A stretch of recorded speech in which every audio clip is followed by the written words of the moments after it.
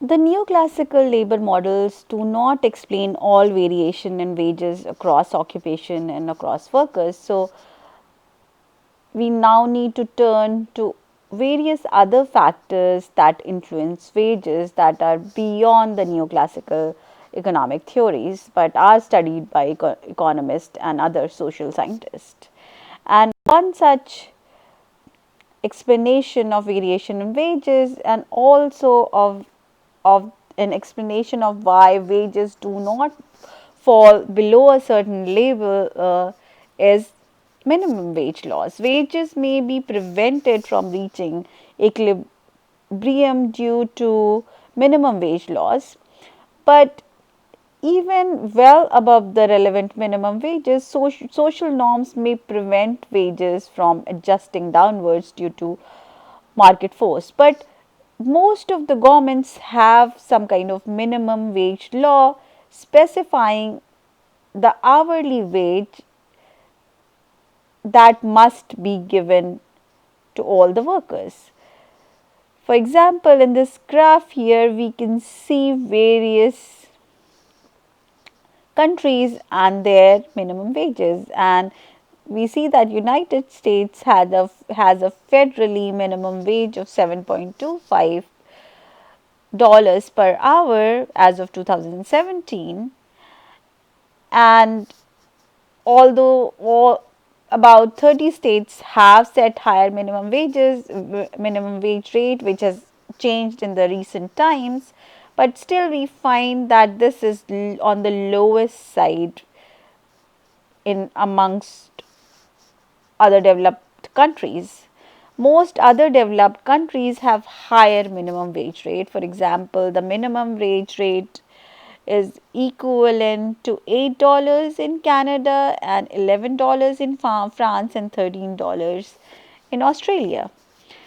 So, as I said before, apart from these minimum wages, social norms of fair pay also have a huge role to play when we think about why wages are sometimes sticky and do not go down to a certain level. For example, despite knowing that workers should accept a lower wage in order to be a competitive with new machine, employers are hesitant to lower workers' wage, a move that people would resist anyways. So, because doing so would go against the norms or the expectations of wages in general. So, people expect from the employers to have a certain kind of fairness when they are giving wages to their employees. So, apart from social norms and minimum wage law, bargaining power often also determines labor market outcomes. For example, when a particular firm is only buyer of labor services, which is called a monopsony, it has considerable bargaining power since it does not need to compete with other firms in the labor market.